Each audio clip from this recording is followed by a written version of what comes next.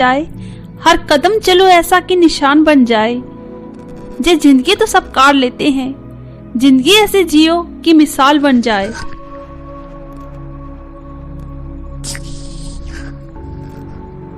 रुकावटें आती हैं सफलता की राहों में, जे कौन नहीं जानता। रुकावटें आती हैं सफलता की राहों में, जे कौन नहीं जानता। फिर भी वह मंजिल पा लेता है जो हार नहीं मानता।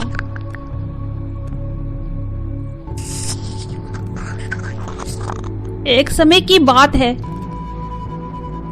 एक गांव में एक बूढ़ा कारपेंटर रहता था।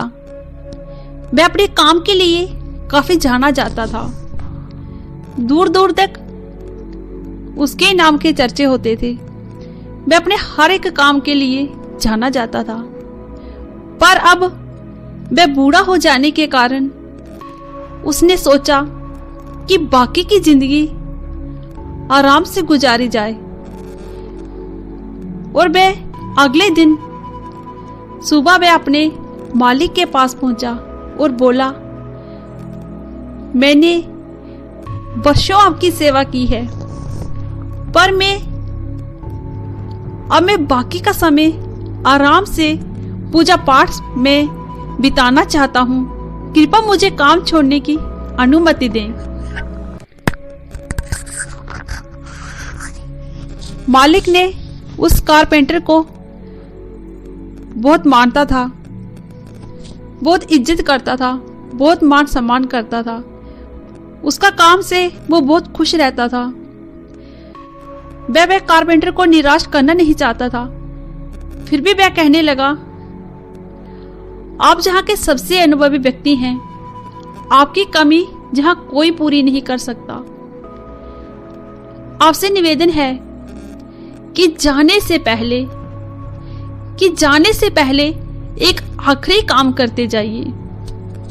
कारपेंटर ने पूछा, क्या काम करना है? ठेकेदार घर बनाने के लिए जरूरी पैसे देते हुए बोला,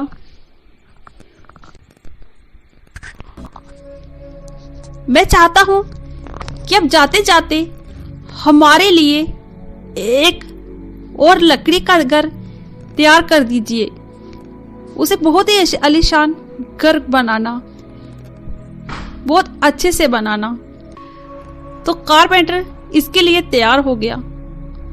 उसने अगले दिन से ही घर बनाने की तैयारी शुरू कर दी। वह इस काम में लग पड़ा, पर यह जानकर कि ये उसका आखिरी काम है और वह उसके बाद उसे और कुछ नहीं करना पड़ेगा। ये सोचकर मन ही मन बहुत खुश हुआ कि ये दिया हुआ कार्य मेरा आखिरी कार्य है।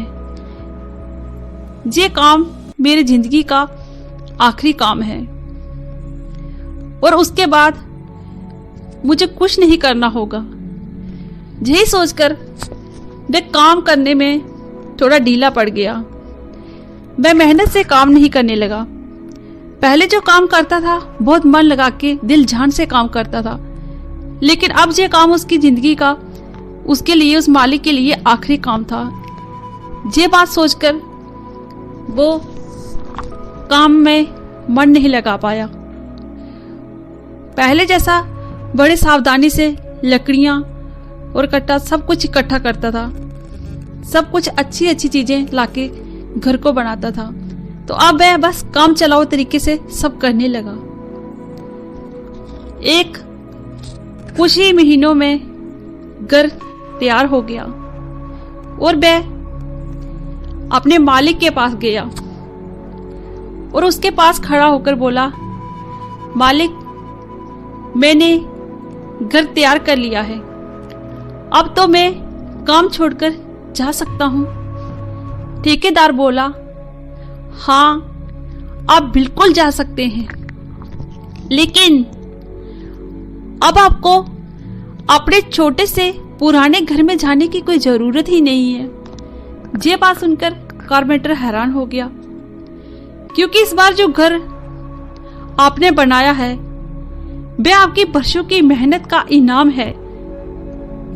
जाइए, आप अपने परिवार के साथ इसमें खुशहाली से रहिए, एक खुशहाल जीवन बिताइए।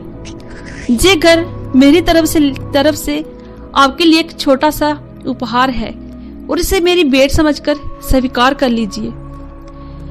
कार्बेट ये सारी बातें सुनकर हैरान का हैरान रह गया और वह मन ही मन सोचने लगा कि कहाँ मैंने दूसरों के लिए एक से बढ़कर एक घर बनाए, अच्छी अच्छी चीजों से उस घर को बनाया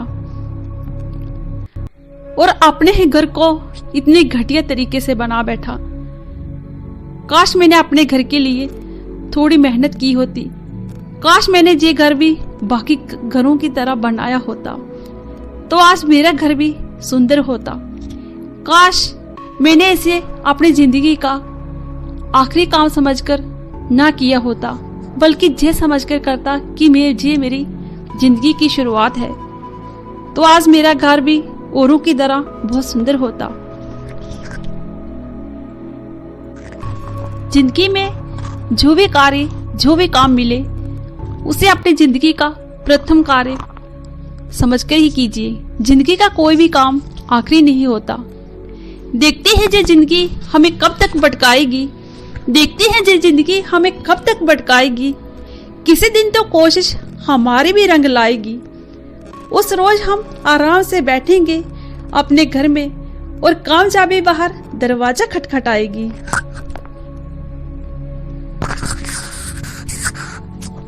बुलंद हो हौसला तो मुट्ठी में मुकाम है, बुलंद हो हौसला तो मुट्ठी में हर मुकाम है।